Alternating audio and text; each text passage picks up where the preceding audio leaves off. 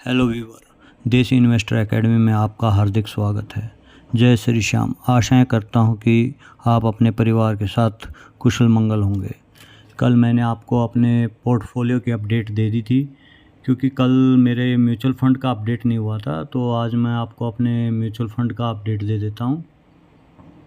आज मेरा mutual fund कल तक का अपडेट हो चुका है। मैंने पहले ऑलरेडी आपको बता दिया था, मैंने स्टॉक मार्केट में अभी तक 48 लाख इन्वेस्ट किए हैं, जिसकी आज के दिन करंट कीमत 65.9 लाख है, और जिसमें अनरिलीज्ड प्रॉफिट मेरा 17,90,000 है, जो मेरी कैपिटल का 37.3% है, और जिसमें कल मुझे नोशनल गेन हुआ था 1.5 लाख, जो मेरी कैपिटल का 2.4% था।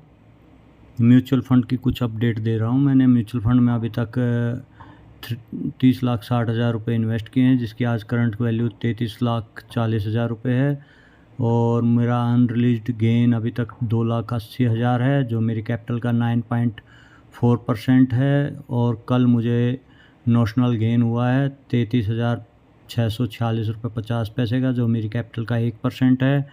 अभी मेरे म्यूचुअल फंड की कुछ अपडेट देख लेते हैं कि इसमें कितना गेन हुआ है। मैंने अभी तक बेसिकली 5 म्यूचुअल फंड में ही इन्वेस्ट किया है, जिसमें 2 मेरे पैसिव फंड हैं और 3 एक्टिव फंड हैं। पैसिव फंड में मेरे पास Jio BlackRock Nifty small cap 250 है, जिसको मैं अभी कुछ समय बाद जियो ब्लैक रॉक का फ्लैक्सी कैप आ रहा है, उसको एक बार ट्राई करूँगा, क्योंकि उसमें जो अलादीन सॉफ्टवेयर है उसके कारण क्या कितना कुछ फ़ंड में जहाँ तक लग रहा है कुछ न कुछ तो बेनिफिट होगा उसका, क्योंकि फ़ॉरेन मार्केट में उनके काफ़ी फ़ंड चल रहे हैं, और वो जो ब्लैक रॉक है जिसके साथ जियो का कॉन्ट्रैक्ट हुआ है, साथ में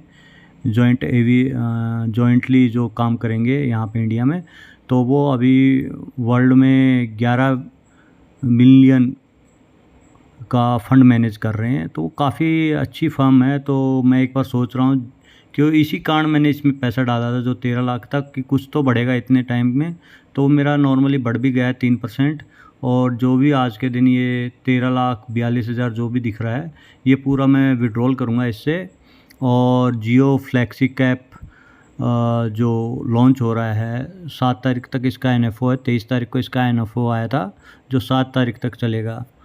तो 7 के बाद ये 10 तारीख को लिस्ट हो जाएगा, और ऐसा नहीं है कि एक बार NFO आ गया, NFO में आप कर सकते हैं, उसके बाद भी आप जैसे ये ओपन होगा मार्केट में लॉन्च हो जाएगा 10 तारीख को, तो उसके बाद इसमें कर सकते हैं। इसका बेसिकली जो एक्सपेंस रेशियो है 0.5% रहेगा, तो काफ़ी अच्छा है बाकी के, और एग्ज़िट लोड रहेगा नहीं सेम इसकी तरह। तो इसमें कोई वो मेरे को लग नहीं रहा कि कुछ समय के लिए हम उसमें रिस्क ले सकते हैं, तो इसलिए मैं इसको थोड़ा सा शिफ्ट करूँगा Jio BlackRock Nifty small cap 250 को। और दूसरा मेरा फ़ंड है Motilal Oswal micro cap 250 index fund है ये, इसमें मैं बना रहूँगा। इसमें अभी तक मैंने करीब जो मैंने इन्वेस्ट किए थे 8,25,000 इन्वेस्ट किए थे, जो आज करंट 9,18,000 हो गए हैं। जो टोटल अभी तक इसमें अनरिलीज्ड प्रॉफिट मेरा 11.2% है, और कल के दिन इसने मेरे को 1.34% का गेन दिया। टोटल अभी तक प्रॉफिट अनरिलीज्ड हो गया है 92,679.40 rupees. Motilal Oswal small cap ये मेरा एक्टिव फंड है, इसमें मैंने 4,15,000 इन्वेस्ट किए थे, जिसकी आज कीमत बीच में जब ये 22 रुपये तक गया था, तो नहीं सॉरी 15 रुपये 37 पैसे तक गया था, तो उस टाइम काफ़ी अच्छा पैसा बना था। आज भी काफ़ी अच्छा दे रहा है, 4,72,000 इसका आज भी मेरी करंट वैल्यू चल रही है। महिंद्रा मैन्युलाइफ स्मॉल कैप, इसने जब ये न्यूली लॉन्च हुआ था तो 2 साल में इसने जो भी इन्वेस्टर्स थे उनका पैसा डबल कर दिया था ऑलमोस्ट, तो उस टाइम काफ़ी चर्चा में रहा था, परंतु अभी थोड़ा स्लो डाउन हो गया है, तो वो मार्केट ही स्लो डाउन हो गई है, क्योंकि इसने पिछले साल सितंबर अक्टूबर में इसने 22 रुपये 55 पैसे का हाई लगा चुका था। उस टाइम मेरा इसमें प्रॉफिट हो रखा था 1,22,000, परंतु अब बीच में काफ़ी डाउन भी आया, अब भी आया, अप एंड डाउन चलते रहते हैं। और आज भी यह अनरिलीज प्रॉफिट 19.1% है, अनलीज प्रॉफिट रुपीज़ में देखा जाए तो 73,726.20 पैसे। कल इसने मुझे नेशनल गेन दिया 0.8%। निपॉन इंडिया स्मॉल कैप, ये भी एक एक्टिव फंड है। इसमें मैंने 1,19,000 इन्वेस्ट किया था, जिसकी आज कीमत 1,46,000 रुपये है। तो ये भी काफ़ी अच्छी स्कीम है। इसमें जितना हो सकता है, अभी इसमें वन टाइम बंद है, तो आप बेसिकली इसमें SIP कर सकते हैं। अप टू 50,000 तक की वन टाइम SIP चालू कर सकते हो हर मंथ के लिए, और फंड काफ़ी अच्छा है। तो इसके अलावा मैं कुछ, जैसे कि आपने मेरे थंबनेल में देखा था कि मार्केट में कोई भी नया इन्वेस्टर आता है, मैंने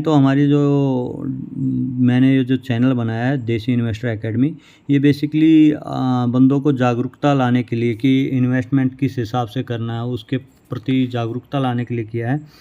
तो इसमें मेरा मोटिव रहता है कि जो भी नए इन्वेस्टर आते हैं मार्केट में, अपने फ्रेंड सर्कल से या किसी फैमिली मेम्बर से, या कहीं कोई डीलर्स वगैरह से, एजेंट से, कहीं से उनको पता चलता है सोशल मीडिया से कि भाई म्यूचुअल फ़ंड काफ़ी अच्छी जगह है जहाँ से पैसा बनाया जा सकता है, और पर फिर भी उनके दिल में घबराहट रहती है।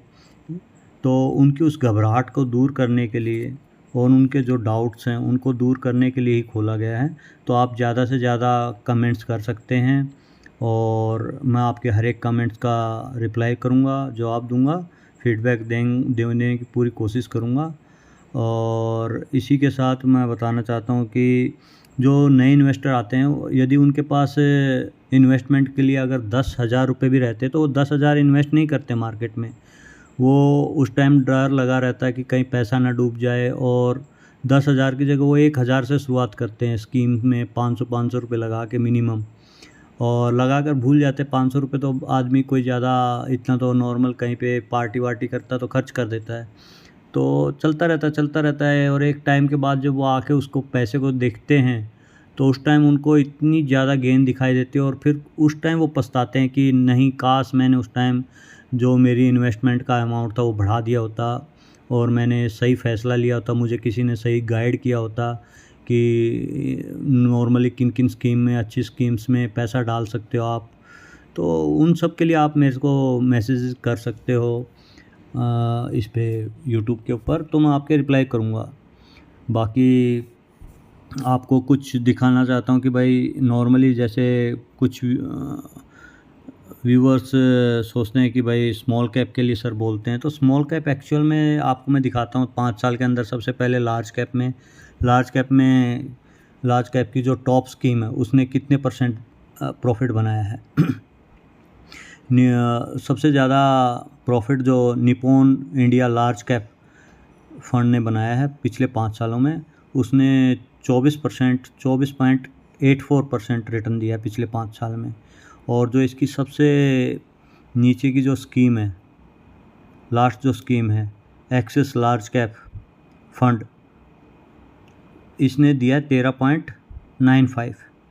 तो काफ़ी अच्छा है रिटर्न 5 साल के हिसाब से। पर फिर भी अगर इसी पैसे को हम अगर मिड कैप में डालते हैं तो मिड कैप में थोड़ा सा रिस्क थोड़ा बढ़ जाता है।